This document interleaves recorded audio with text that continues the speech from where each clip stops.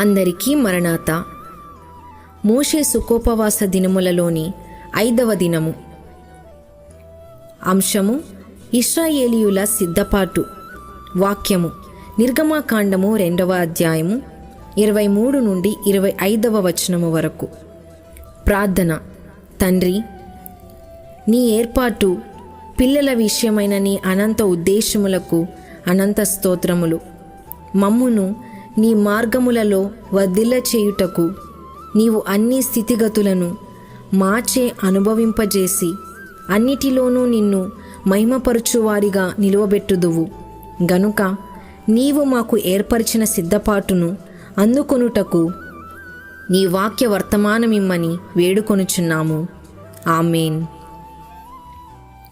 ఒక దొరగారు ఒక పాత పల్లకిని 2 తాటి గుంజులకు కట్టుకొని అందులో పరుండి తెల్లవారి లేచి సువార్త ప్రకటించెను.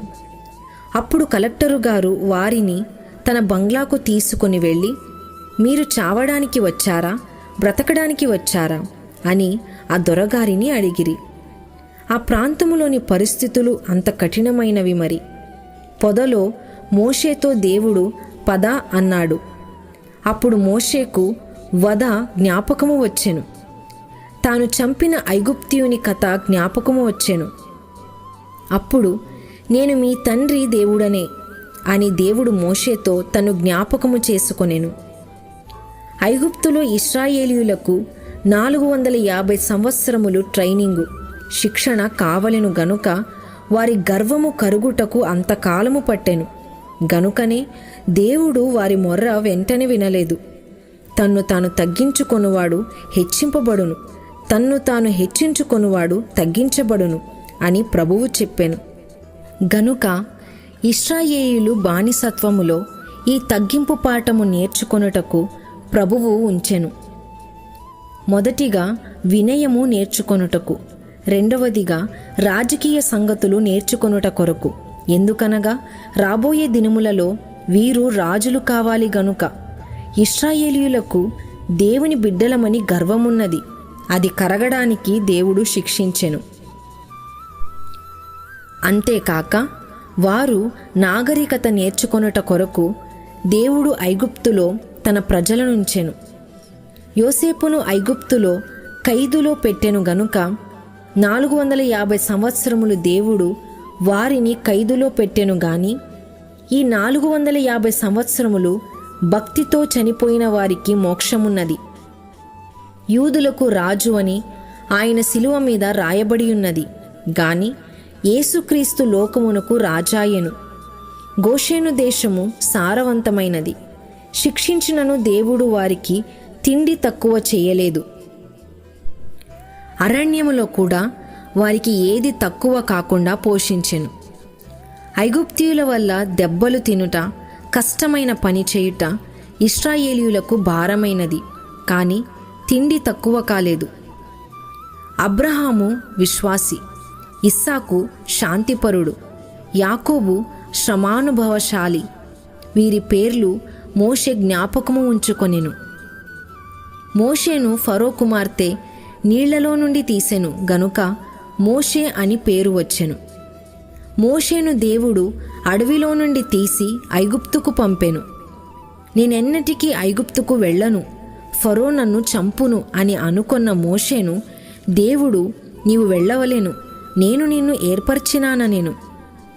యోసేపు ఉన్నంత వరకు ఇశ్రాయేలీయులు ఐగుప్తులో క్షేమమనుభవించిరి. ఏలయనిన గోషేను సారవంతమైన పచ్చిక గల దేశమై ఉండెను.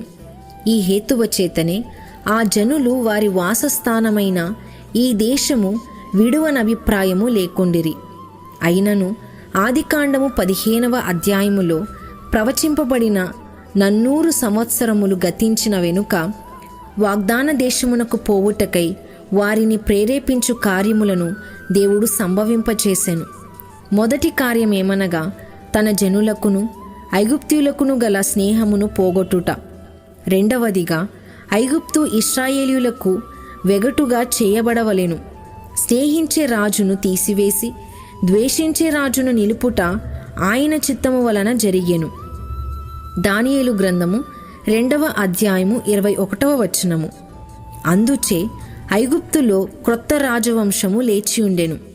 అంతకు పూర్వమున్న రాజకుటుంబము వారు ఇశ్రాయేలీయుల దేవుడగు యెహోవా వలన యోసేపు ద్వారా చేయబడిన కార్యముల విషయమై ఆయనకెంత కృతజ్ఞులై ఉండిరో ఈ రాజకుటుంబమునకు ఏమీయూ తెలియలేదు. వాగ్దానము చేయబడిన ఆశీర్వాదము నెరవేరుట అనగా ఆ జనము మిగుల అద్భుత రీతిగా వృద్ధి నొందుట వలన తన సింహాసనమునకు విపత్తు కలుగునని క్రొత్త రాజునకు తోచెను. కావున ఇట్లు ఆ జనము వృద్ధి నొందకుండా చేయవలెనని కోరి ఇండ్లు కట్టుట, భూమి దున్నుట మొదలగు భారమైన పనులను వారికి నియమించెను. అచ్చట భూమి అంతయు కాలువల సహాయమున సేద్యపరచబడవలసి ఉండెను. అయినను రాజు యొక్క ఉద్దేశము విఫలమయ్యెను. అప్పుడాయన మగపిల్లలందరినీ చంపవలెనని హెబ్రీయుల మంత్రసానులకు ఆజ్ఞాపించెను. కాని వారు ఆ ఆజ్ఞ ప్రకారము చేయనందున ఇదియు నిష్ఫలమయ్యెను. వారు అలాగు చేయకపోవుటను గూర్చి రాజుతో చెప్పిన మిష వాస్తవముగా అన్ని విషయముల యందు నిజమైనది కాదు. సత్యమేమనగా చంపము అని అన్నయడల తమ ప్రాణములకు భంగము కలుగునని వారు భయపడిరి. అంతేకాకుండా దేవుని చిత్తమును గురించి వారికి అంతగా తెలియదు. ధర్మశాస్త్రం అప్పటికి ఇయ్యబడి ఉండలేదు. ఈ కాలమున ఒక క్రైస్తవుడు చేసిన క్షమింపబడని పాపములను దేవుడు ఆ కాలమున చూచి చూడనట్లుండెను. దేవుడు వారి అబద్ధములను గూర్చి వారిని శిక్షింపక ఆయన ఎడల వారికి భయమును గూర్చి వారికి మేలు చేసెను. అప్పుడు ఆ రాజు కఠినమైన ఆజ్ఞలనియ్య నిశ్చయించెను. ఇది వరకు మంత్రసానులకిచ్చిన ఆజ్ఞ ఇప్పుడు తన ఉద్యోగస్తులందరికీ ఇచ్చెను. ఇట్లు ఆ జనుల వృద్ధికి ఆపద కలిగెను. మరియు తాముండిన చోట ఇదివరకు తమకుండిన నెమ్మది ఇంచుకైనా లేకుండునట్లు మనము సులభముగా గ్రహింపవచ్చును. 2వ అధ్యాయము 23 నుండి 25వ వచనములలో ఆ జనులు వెట్టి పనుల వలన నిట్టూర్పు విడిచి మొర్రపెట్టినట్లును వారి మూలుగు దేవుడు వినినట్టును కనబడుచున్నది. ఇట్లు దేవుని యొక్క ప్రథమోద్దేశము నెరవేరెను. దీవెన. ఇలాగున దేవుని అనంత ఉద్దేశములు మనలో నిండుగా నెరవేరి ఈ లోకమును దాటి మహిమ రాకడలో ఎగిరి వెళ్ళే అనంత జీవులనుగా పెండ్లి కుమారుడు మనలను తయారు చేసుకొనుగాక. ఆమేన్.